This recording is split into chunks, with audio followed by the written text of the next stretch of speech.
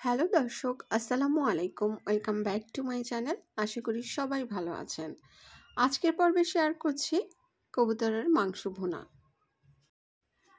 কবুতরের মাংস ভুনার কথা শুনলেই জিভে জল চলে আসে অনেকের। খুবই স্বাদের আবার স্বাস্থ্যকরও বটে এই মাংস। তবে অনেকেই সঠিক উপায়ে রাঁধতে পারেন না কবুতরের মাংস, এজন্য স্বাদও ততটা মুখরোচক হয় না। রেসিপি অনুসরণ করে কবুতরের মাংস রান্না করে একবার খেয়ে দেখুন, বারবার খেতে ইচ্ছে করবে। রুটি, পরোটা, ভাত, পোলাও সব কিছুর সঙ্গেই দারুণ মানিয়ে যায় কবুতরের মাংস ভুনা। রইল রেসিপিটি। প্রথমেই চুলার ওপর একটি হাঁড়ি বসিয়ে তাতে দিলাম পরিমাণ মতো সয়াবিন তেল। তেল সামান্য গরম হলে তাতে দিলাম পেঁয়াজ কুচি। পেঁয়াজ কুচি নিয়েছি 1 কাপ থেকে কিছুটা কম। এরপর দিলাম 4টি এলাচ, 2 টুকরো দারুচিনি এবং তেজপাতা দিয়েছি 2টি।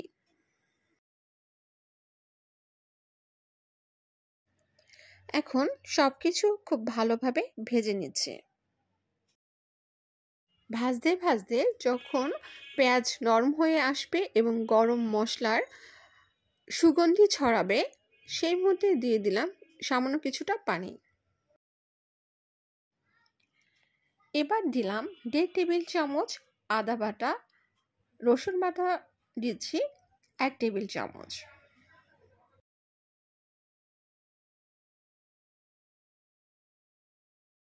এবার মশলার কাঁচা গন্ধ না যাওয়া পর্যন্ত ভেজে নিব। কাঁচা গন্ধ চলে গেলে দিয়ে দিচ্ছি 2 চা চামচ মরিচের গুঁড়া, 1 চা চামচ হলুদের গুঁড়া, 1 চা চামচ জিরার গুঁড়া, 1 চা চামচ ধনিয়ার গুঁড়া, হাফ চা চামচ গরম মশলার গুঁড়া, আর সাথে দিচ্ছি স্বাদমতো লবণ। এখন সব মশলাগুলোকে খুব ভালোভাবে কষিয়ে নিব। আর মশলা খুব ভালোভাবে কষানো হয়েছে বুঝতে পারবেন যখন মশলা থেকে তেল ছেড়ে দিয়েছে এবং বাবল সৃষ্টি হয়েছে। কষানো মশলার মধ্যে এবার দিয়ে দিচ্ছি কবুতরের মাংস।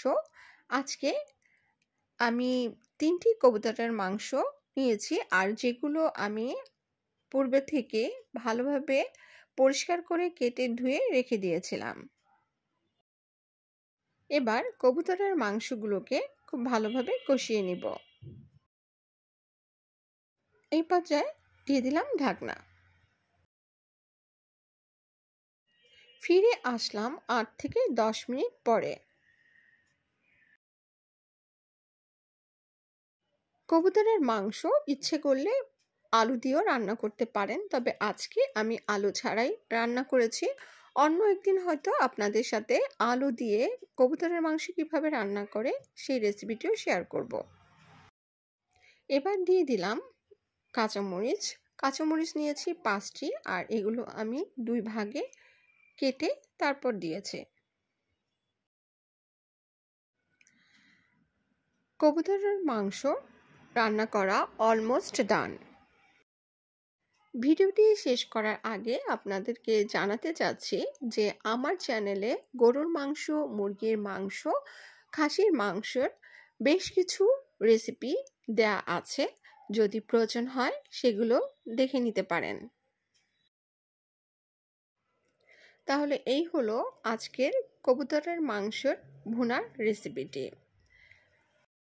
রেসিপিটি ভালো লাগলে লাইক দিবেন, পারলে আপনার ফ্যামিলি এবং ফ্রেন্ডসদের মাঝে আমার রেসিপিগুলো শেয়ার করবেন, যাতে করে তারাও আমার রেসিপিগুলো দেখে উপকৃত হতে পারে।